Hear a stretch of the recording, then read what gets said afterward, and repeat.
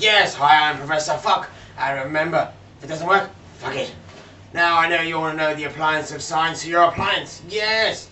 So we're going to see are your fridge is bulletproof. It doesn't come in the guarantee, so we're going to try them.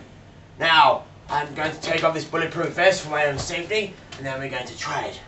You ready? Oh, yes, it should be good fun.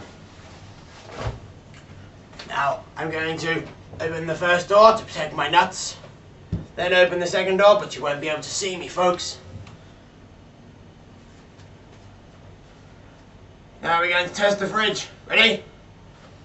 Let me just get the door. Ready?